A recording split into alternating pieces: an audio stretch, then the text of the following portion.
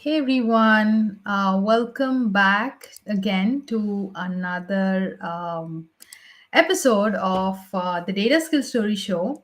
I am very excited for today's topic, and yeah, thank you all for joining in. I see a couple of you. Let us know where you're joining in from. I want to make this particular session as interactive as possible so that you can ask in all your questions. I know we've been getting a lot of questions over the last couple of episodes. Yes, hi Kiran. Good morning. I think just give me 1 second. Okay. Yeah, I think we had like stream issues. So yeah, so again, thank you so much for joining in. Good morning for those of you who are joining from different parts of the world. Do let us know where. Okay, yes. Oh, nice. You're from Pune, India. So yeah, Yeah, sure. Mhm. yeah. So I Yeah. wanted to keep this session very very interactive because I know we always bring in guests and we don't get to talk to you all much. So, and we do answer your questions, but however, I wanted to keep this particular session, to hear you all out. So basically, so nice. Many of you from Bangalore. I see. Good morning. Thank you for joining actually on a Sunday morning. Yeah. So that's pretty That shows commitment. yeah. So Yeah. that's nice. So yeah, so let me know if you have any questions when we are just talking, and you could put that in chat and we will answer your questions as well. So with that, so thank you all again for joining in. I am Lekhna. I am a senior data governance analyst, and I've been in this data space for over 5 years now. And we've been doing this show to for just for you to educate and for you to help you to learn and grow in your data career, and that way so you can also share your story, your data story with the world. And that's all about the Data Skill Story Show. And with that, Raj, do you want to introduce yourself? Sure. Yeah. Hey, this is Rajshekar Prabhakar. Currently working as a director of data science at a Fortune 200 company in US.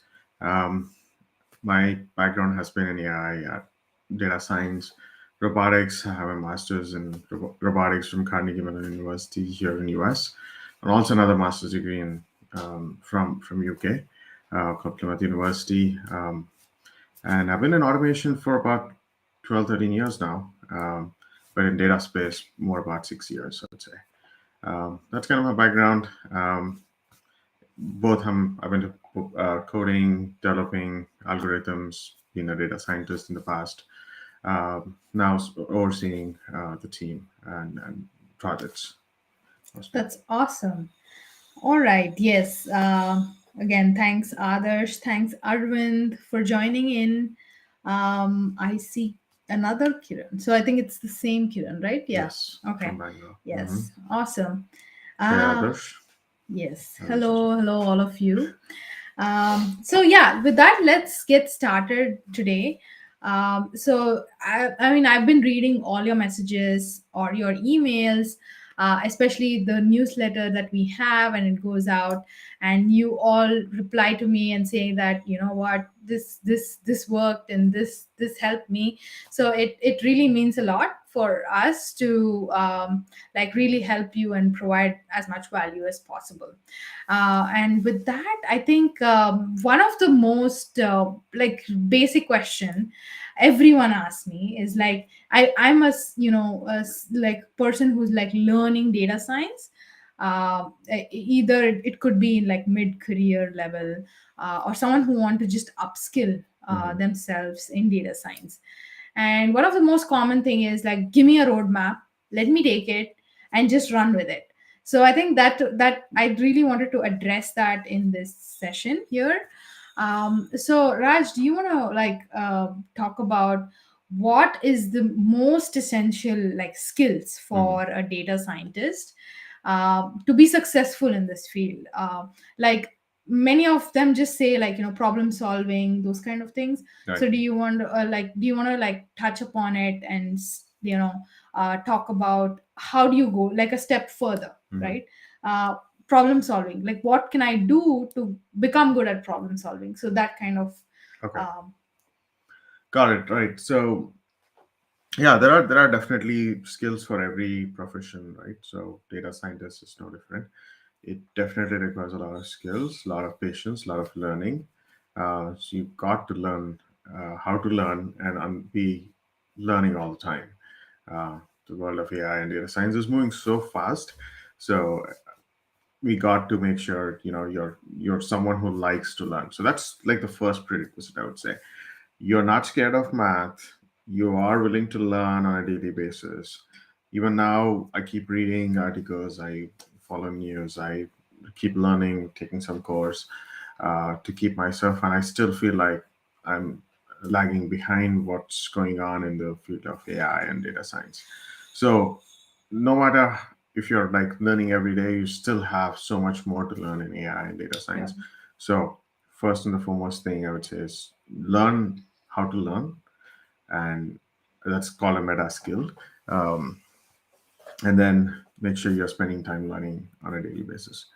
Apart from that, you like to problem solve. You mentioned about it. Problem solving is an essential skill. For data scientists, it's even more important because you are trying to solve problems that has not been solved commonly before. Like for example, if it's a software developer's role, most likely if the problem is clearly stated out, you will come up with an implementation and go ahead and implement. There's no uncertainty there. With data scientists, there's a lot of uncertainty. You try different strategies that may or may not work. It's not always like here is a standard problem and you go and solve it this way. For a lot of software development, I'm not undermining the effort of a software developer here, but I'm saying you've got to go beyond it. You still need problem solving skills here for software developers, but here you're going into the uncharted territory and figuring out something that nobody has solved or very few people have solved, but they're not in the public domain or it's not shared.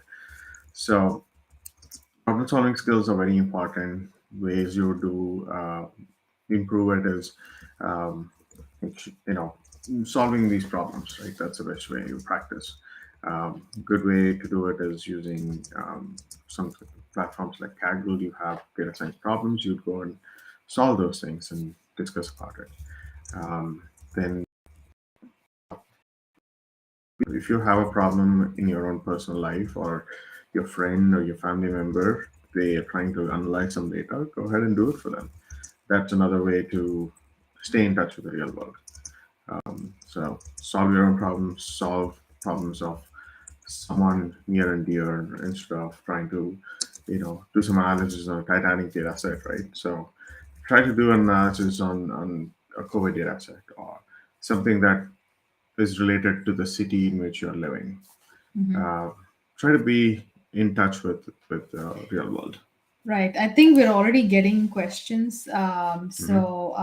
I think one of the most like common, like very common requested thing again here is many of them are trying to switch. And I think most of you watching this live session are somehow trying to switch into data science and data analytics. And I think do you want to like answer the questions like Sure. while Yeah. we go? Like I think it would be much Hmm. better for everyone watching to like get your questions answered. um, so yeah, I think the first question here is from, okay, so yes, so Krishna is asking, can we start with a detailed roadmap on how to become a data analyst? Yes. So, Krishna, I think to answer that question, um, so here's the way I will like structure it, right? So, firstly, I'll find out what exactly what is your background.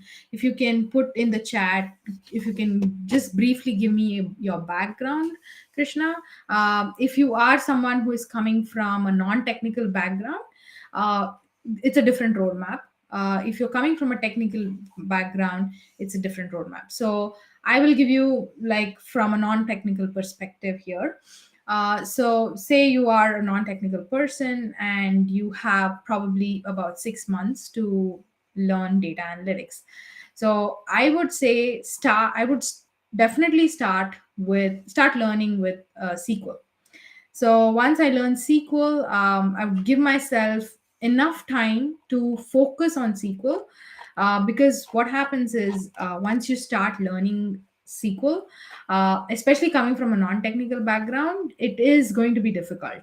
So I would give myself at least 2 months to learn SQL and just focus. If you start with one type of SQL, right, like T-SQL or MySQL, whichever you start, just stick to it. Stick to it for 2 months. Give yourself 2 months to learn SQL. And once you're done with that, the third month, I would say I would focus, start learning Power BI or Tableau, like a data visualization tool. Give myself a month to learn Power BI or Tableau, and then after that, I would, depending on how you feel about it, because if you have an Excel background, you'll find it very easy. You'll find Power BI or Tableau easier. But if you don't have any Excel background, then it'll take more time. So I would say give yourself enough time to learn it, like from fundamentally, right? Because that's very important. If you learn it, and then you're not able to like solve problems later on, you obviously, again, you're not understanding the tool well. So I would say give enough time and learn that for like 3 months, 3 4 months, and then get into Python. Python, again, it's you need only basics for a data analyst. So that's how I would break it into 6 months, and then each of them give enough time and learn it. While learning, another important thing is start working on projects. Projects is very, very important. So like I would say, like each week, if you're doing something, learn, apply it using a project. That's the best way to learn. So that's how I would give the roadmap for becoming a data analyst. Again, I don't know your background, so if you're non-technical, I think 6 months is good enough to start.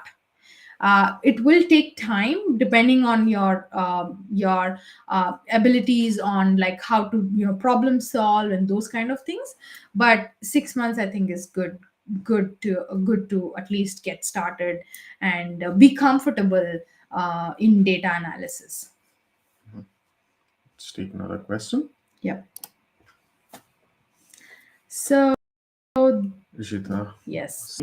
Okay, she's in sales shop right now, and she wants to switch her career and Mhm. started learning SQL. How should she go further?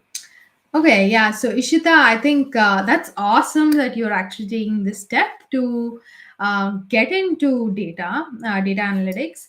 That's amazing, because I really, really like people when they say, especially when you're coming from a different background into data. That's Mhm. always the fun part about being in data, right? Like you can have people from different backgrounds coming into this field, and that's awesome that you have taken that step, Ishita. So kudos to that. When it comes to, yes, so SQL, like I would say start working on projects, right? I think one of the things is, in order for you to build your confidence, you would always have to work on some project. So I would say, if you've learned SQL, just go ahead, start working on projects. And then, as I was mentioning it to Krishna, just this follow the same path. The next one would be Power BI, Tableau. Again, stick to one tool. Mhm. Don't jump around, especially coming from non-technical background. If you jump around, you're going to get confused. So stick to one tool and then go with it, do it, and then move on to the next one. Yeah, so I hope that answered your question, Ishita. Yeah, and I think another suggestion would be to get deep into sales related Yes. stuff. Oh, That yeah. way, you Hmm. you can stay in the same industry or become a data analyst for sales organization or sales part of the organization. That way, you can look at numbers, you can talk about projections, you can talk about inventory and whatever the kind of job you are currently doing. Get deeper into it, learn some mathematics as well, some statistics to know which one to apply where and what metrics you should use, what kind of KPIs you should use. That will make you a better data analyst than someone who is fresh out of college and don't have any any professional experience. Yeah, that's a good point. Like, I have mentored people who are like trying to transition from like construction industry, like nurses and all that. And it's amazing how where and all you can implement data analysis, like just data analysis. So you already have that, that knowledge, so use that knowledge to Build on it. Yeah. yes. So I think that's a great point you brought up. um oops. So the next question is from Ishwar. So okay, do you want to take that question? Yes, how to handle timelines as this is more kind of research field and proving value to business and explaining sometimes becomes difficult. Ishwar definitely bringing up a point that's not many people talk about it. So it looks like you're already in the industry, you're trying to work on projects and having difficulty meeting the expectations of the business. So it's all about setting the right expectations to the business, right? And also being able to deliver something um, timely. So time bound, a strategy would be something like you would take certain amount of time for exploratory analysis. So let's say 2 weeks for a project. The business comes and says, "Here's the project." You should say, "Okay, let me understand the requirements, business understanding requirements." You start focusing on that, get the requirements, and then say, "Okay, we'll do an exploratory data analysis." So get the data, start exploring the data, then keep the business updated. Tell them there are other steps involved in the data science project, not just they give you the requirements and a week later you deliver. It's not possible, right? So you got to have time allocated for everything, starting from requirements collection, business understanding, then you know um, data understanding. What data do we have in the company? There might not be data that would help you solve the problem that business is coming with, and you need to understand the data first. What do you have in databases? If you are collecting that data that's required, you need to source the data from third party. All these things you'll have to bring it together and see, okay, now you have the data, you understand the data, have a meeting with business, say this is the data we have. You're approaching the next phase would be to build a model, do analysis, EDA, and all that. So after exploratory data analysis, you present them saying this is what we found, and here's where we're going, and then say in a month you will have some results. The model might not be doing great, like if you're doing forecasting or classification or something else. Uh, Tell them that you're going to give them a product, but it's not going to be high performance, but you want to make sure it's helping them, right? So you start delivering some value by helping them a little bit a month later. And then you say the next iteration. So take it into iterations, right? The next iteration, your model will perform better. That way you delivered some value. Now you're showing that improvement every 2 weeks or so, saying, okay, this is where we were, this is where we are. And you go to a point where, let's say we are measuring accuracy of your model classification. And let's keep it simple. Let's not get into FN score and all that stuff. But let's say we keep it simple and say accuracy. Let's say your accuracy, you start at like 50%, which is probably useless. So you say, 50% accurate, meaning it's a coin flip. Uh, so you got to be better than that. So your first target would be to get to, like, let's say 70% accuracy. You get there and then you say, okay, this is what I'm giving you today. If you want, you can start using this. And then Start showing that improvement every week. You show them, now we are at 75, now we are at 80, 85. And let's say you hit 90, 92, and then you start stagnating. Every week you're just adding maybe 1%, half percent, etc. So that is a point where you see diminishing return. At that point, you ask business, does it make sense to continue, or do you want us to stop here? Because more time we spend, we are not gaining that accuracy anymore. Depending on the problem statement, you would understand. If the problem statement says you need to get to 99% accuracy, then it's a difficult challenge. But you have to frame the problem in such a way that even 70% is useful for them when the model is performing at 70%, Mhm. right? So it all depends on how you frame the project and how you understand and deliver the value to business. Awesome. I think follow up to that, Mhm. Ishwar was asking your opinion of marketing of data science, saying no coding experience required. I, I don't have a problem with no coding experience required, but you need to understand who is a data scientist, right? You need to definitely understand how machine learning algorithms work Mhm. or how to use them. There's a paradigm shift. So if you're a software developer, you can build code. Um, if you're a logical thinker, you can build logic without writing code, similar to drag and drop blocks and connect them together. You can do it, but it doesn't mean that you can build machine learning models. Machine learning models is a paradigm shift, meaning how you think about writing logical code is not the same with machine learning. You're letting the machine learn on its own what the logic should be. So there is a difference. First, make sure you understand that no code or code, it's a small deal, right? So if you know exactly what functions you need to use, and if someone made a drag and drop or click select, it's fine, you can use it, but you need to know what to use and if it makes sense what you're seeing is right.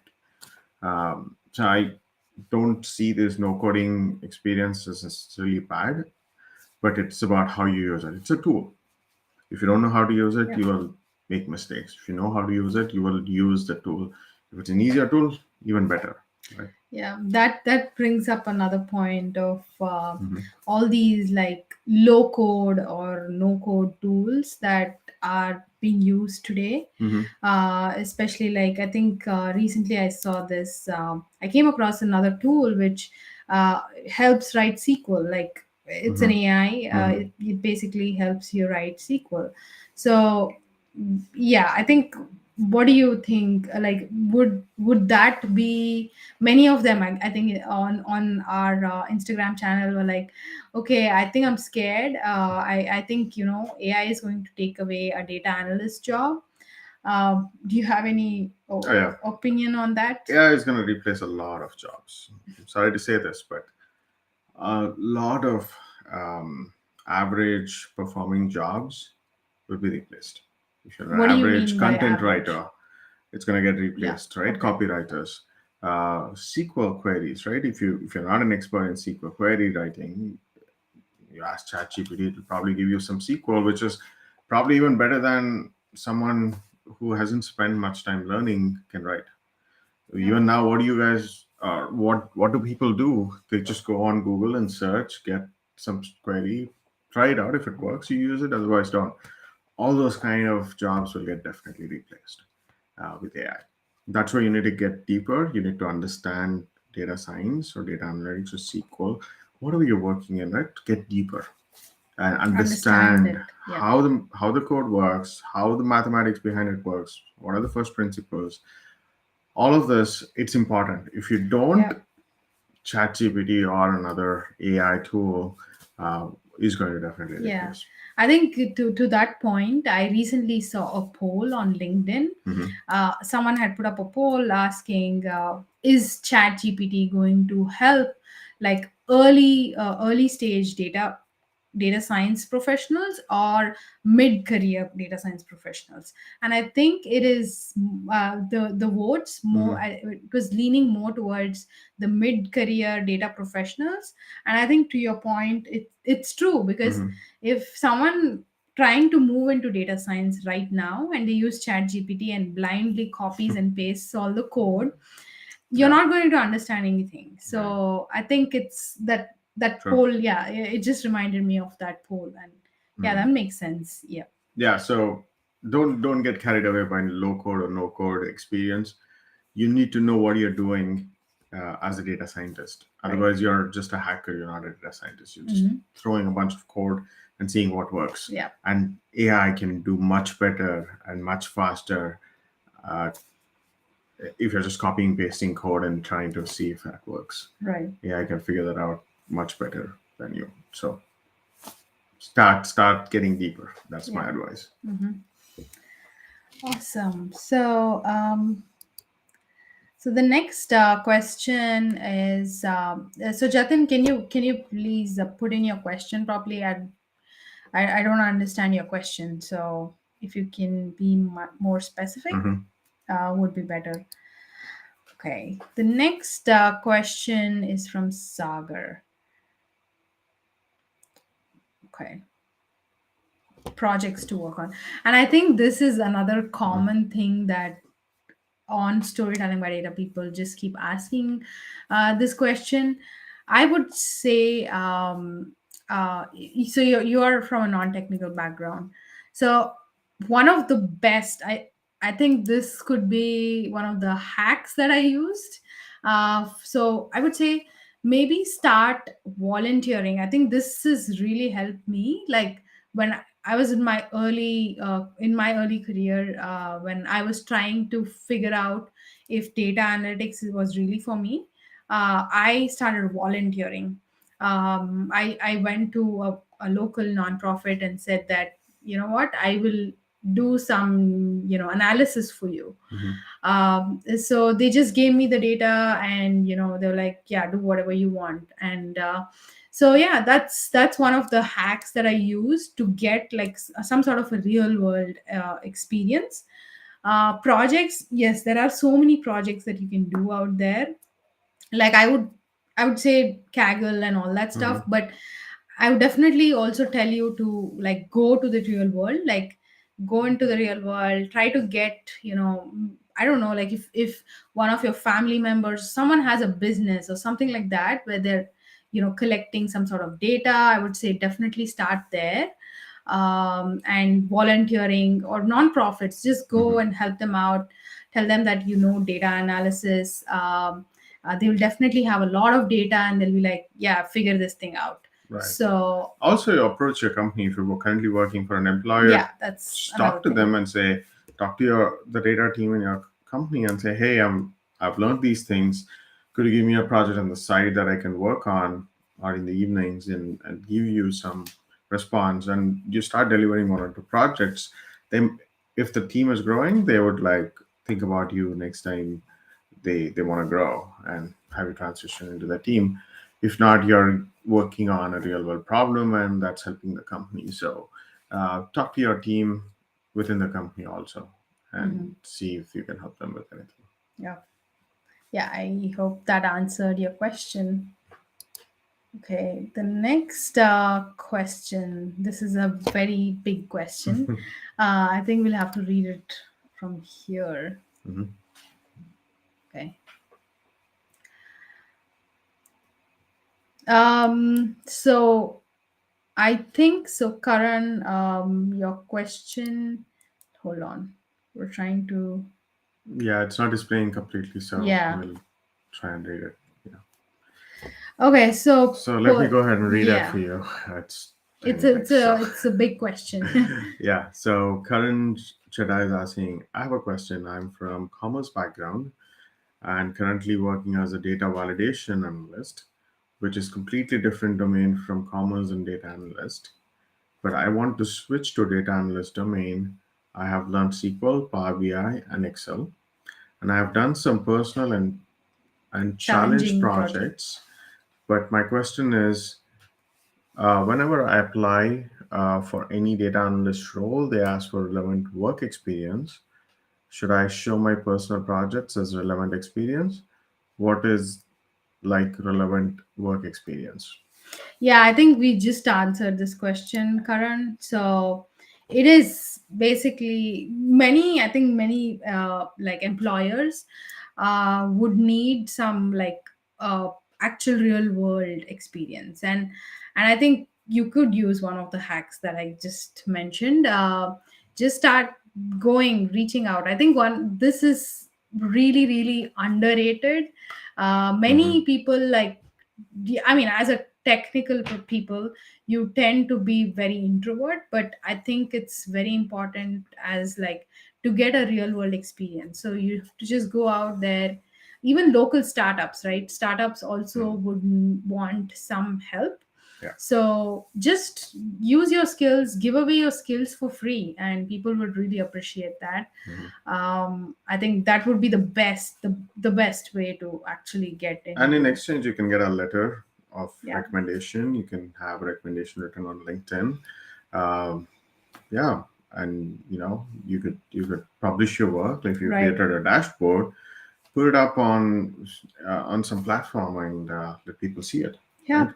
Yeah, and that's what actually Data Skills Story Show is all about. Mm-hmm. Learning data skills, sharing your story with the world. Mm-hmm. Also, yeah, like if this any of this helped you today, do tag us on LinkedIn and showcase your work, and we would definitely be very happy to give your our suggestions. Mm. And then the next question is from Tarun. Um, Tools. Okay, so I think literally this is all reminding me of the tool that we have actually been working on. This is that was the big hype about this live session today. Currently, I've been working on a tool, a roadmap tool where you can just go plug in all your inputs, and you will be able to get a perfect personalized roadmap, which will be launching soon. It's a secret. Uh, no longer a secret, but I wanted to talk about this particular tool. So it is going to be launched on Friday. So be prepared for that. I will put it on my channel. And I think this is going to be very very helpful for all of you asking these questions today. And yeah, I think with no experience, definitely I can we can help you get a job. I can give you, or if you're following us on all the social media, I put out a lot of free content on Instagram, on YouTube. And yeah, doing these live sessions is all for answering these questions. Mm-hmm. So yeah, I hope that answered your question, Tarun. Yeah. All the best. Yeah. Okay, so the next one is entry level jobs as a data analyst. I don't think I don't think anything's going to happen. Um, I don't understand why the Chat GPT, the Gen AI, all that has brought in this fear to people. Like, what's going to happen? Like, I think I get this question like literally every time. Mm-hmm. Like, oh my god, okay, now we don't have to learn data science. Like, what's going to happen? I think it's not going to go anywhere. We will still need data analysts. We would, because the amount of data that we're generating, obviously, we would still need data analysts. ChatGPT can't analyze your data yet. So, so Yeah, like we were talking about it earlier, right? So don't aspire to be just an average data right. scientist who is just knows how to use Excel, Power BI or Tableau or some visualization. Get into next level and understand what metrics to use, what maths, what statistics. You got to focus on those things too. What visualizations is good? What colors should you use? What colors you should avoid? Human psychology about colors and plots and graphs. You get into all these things, you'll be a good data analyst, and it's hard for an AI to replace you. But if you aspire to just know the tools and just do an average job at it, it's not you're not in danger right now, but in a few years, definitely 2 3 years, those kind of jobs will disappear because with the help of ChatGPT, a data analyst can do more than um, what they can do today. So um, you won't need someone who is an average at that point. Right. This is another interesting question. Not every time I like get questions, it's all about data science and data analytics. Sometimes I'm like, why isn't anyone asking about data engineering? Like, data engineering is like hidden, it's like that hidden gem. Right. So, do you want to talk about it? Sure. I think the question here is more particularly about big data, right? Okay. Um, yeah, data engineering is all about understanding databases and how you can store what are the different technologies in databases, SQL, NoSQL, and other technologies for streaming, for storage, retrieval. It's all about that and more tools related to data engineering. How do you implement parallelisms? How do you um, separate them by geography, etc. Right? Um, that, and you are basically an engineer who specializes in data. That's kind of data engineering. You're a software developer, but with extensive knowledge on databases and data related technologies for storage and retrieval. So, how do you get started? I would say get started using courses online, or enroll in a program where they teach you about big data. There's a lot. Uh, it's not for everyone, but there's like big data a lot, and it's becoming more and more common these days. Yeah, awesome. So I think there's another question here. Um, so for those of you coming from like these non-technical backgrounds and different like mechanical engineering, I don't know if this is a question, Prabhu. Like, if you can be more specific, yeah, that would help. And I think this particular tool would help you all. It will give you all a personalized roadmap. So do stay tuned for Friday when we are going to be launching it. So I'm pretty sure it's going to help you all, and I would be really excited to hear your feedback on it. With that, let's take the next question here. So this again, not many of them asked me this question. I think they talk about storytelling skills. Mhm. So Kiran, if you have not read this book called Storytelling with Data, it's an amazing book, where it's all about how do you tell stories with these different visuals, but not really. I mean, it does touch upon a little bit of the storytelling aspects as well, Mhm. but it's more about how do you create good visuals to depict, or like the visuals itself tell you the story. So that's a good book, good great resource for if you want to be a good storyteller. Another some of the techniques that I would say, recently I attended this session which talks all about the fundamentals of storytelling, right? So if you actually think about it, back in the cave ages, like, the way humans interacted with each other was all through stories. If you look at anything literally today, Mhm. everything is passed down to through stories, and that is the beauty of stories, right? And storytelling, let's say, especially for a data analyst, is very very important.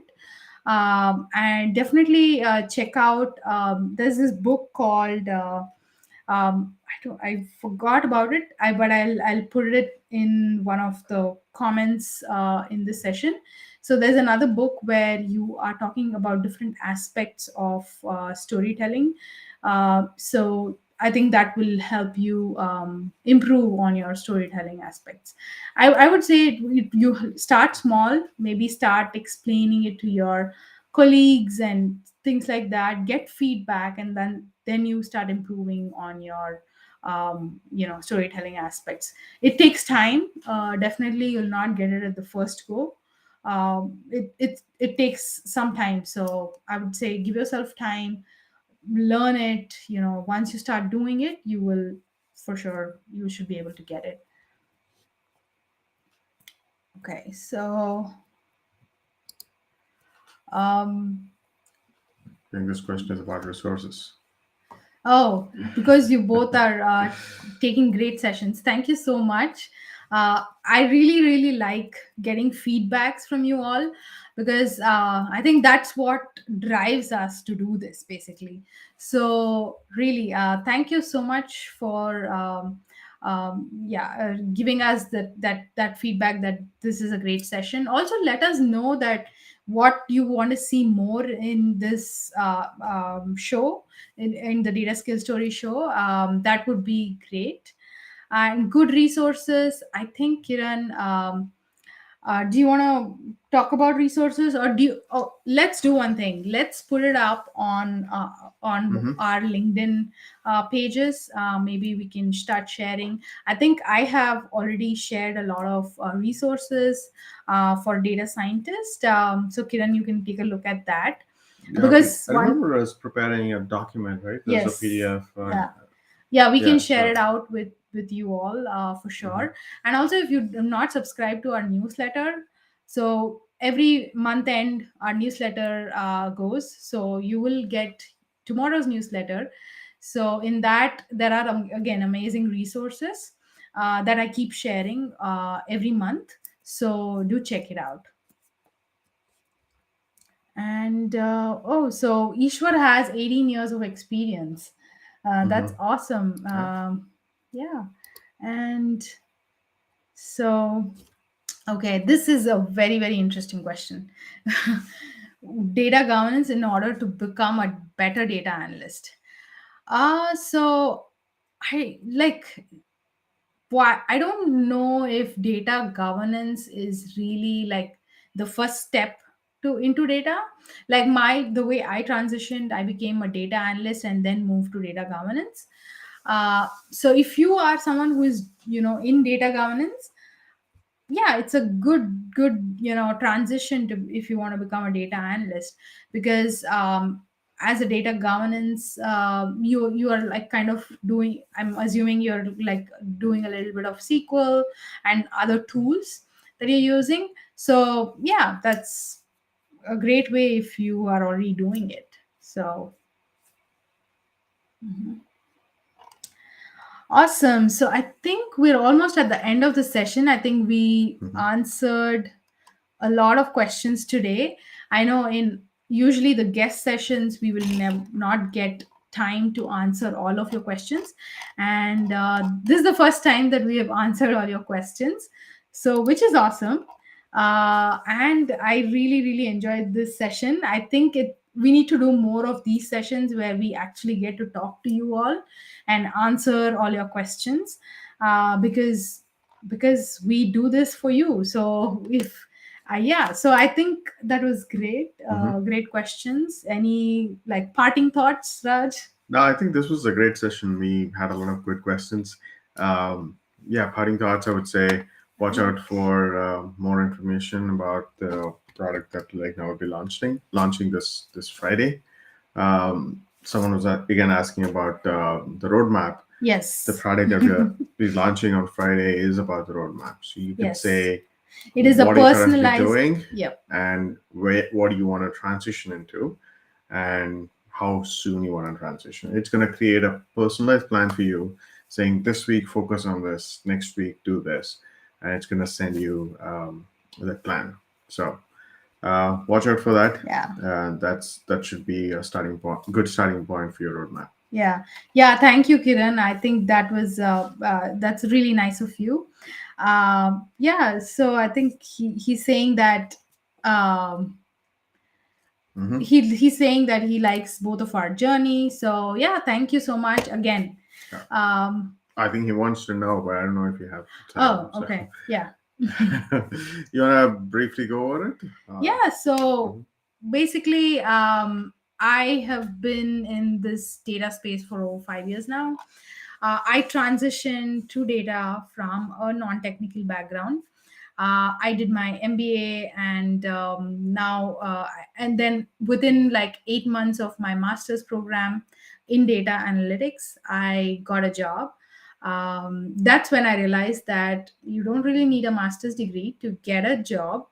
All you need is hard work, and just like I was mentioning, volunteering and helping people with your current skills. So that's how I got my first job in data, and since then been in different roles, data analyst, BI analyst. Now I'm currently in data governance. So that's a little bit Mhm. about me. My journey, it's not a very clear, I would say, demarcation between when I started my journey. Um, I've always been interested in automation and uh, machine learning areas since my undergrad. So, yeah, I've used machine learning in the past, technologies like OCR, computer vision, those things. And then since I did my master's in robotics, I did use a lot of computer vision, not so much on the NLP side, a lot of computer vision. And my current work, when I started working for the current employer, there was a lot of natural language processing work that I had to learn and implement. So there was like forecasting, natural language processing, and computer vision. So I already knew computer vision, NLP. I'd done some courses, did my master's at CMU, and that kind of helped me with the machine learning and NLP side of things. And then doing some courses online for like deep learning and those kind of technologies, reinforcement learning courses.